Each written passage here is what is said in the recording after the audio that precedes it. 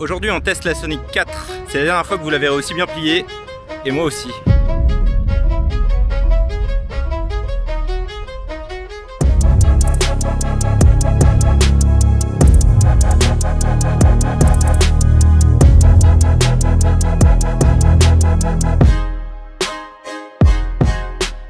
La Sonic 4 qui succède à la Sonic 3 avec laquelle j'ai navigué pendant 2 ans. Du coup, en plus du test, je vais pouvoir vous comparer l'évolution et vous allez voir, il y a des choses à dire. À tel point que suite à l'essai de cette Sonic 4 en 15 mètres carrés et de la 18 mètres carrés, je vais en garder seulement une des deux et je vous explique tout ça à la fin du test. Si je devais décrire cette aile en une phrase, ce serait la performance facile.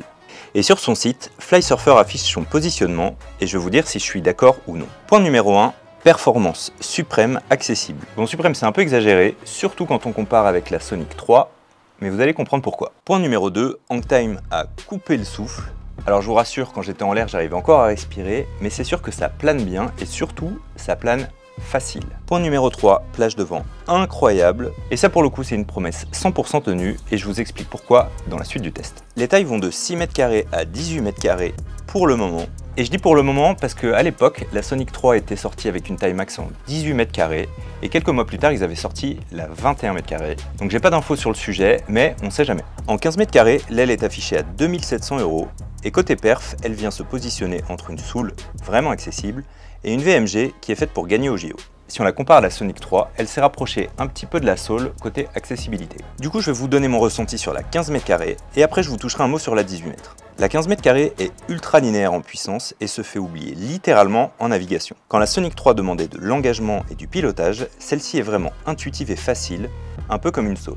En revanche, ce qu'on a gagné en facilité, on semble avoir perdu en performance, que ce soit en puissance ou en remontée au vent. J'ai pas fait de test précis de mesure au GPS, mais ce ressenti est partagé par d'autres riders qui m'ont donné un feedback similaire. Le D-Power est bluffant, beaucoup plus efficace que sur la génération précédente, et le trim est encore mieux. Habituellement, en trimant, une aile perd en qualité de vol, et ici c'est pas le cas.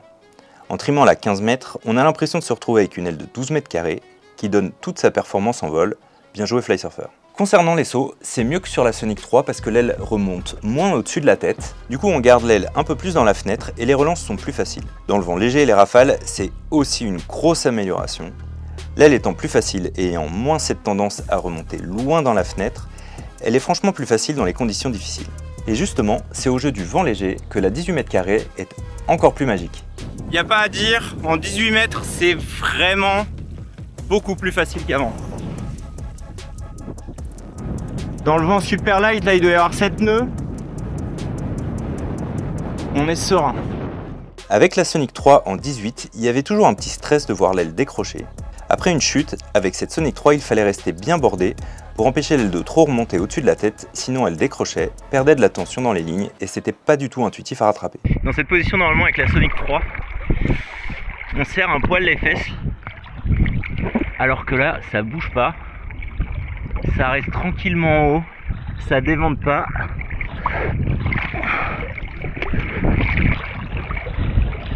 Et c'est assez vif, donc ça tourne sur soi-même et normalement ça repart d'un coup.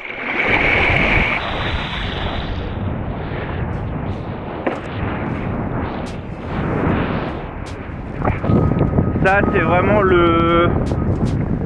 la grosse différence avec la Sonic 3 en 18 en tout cas.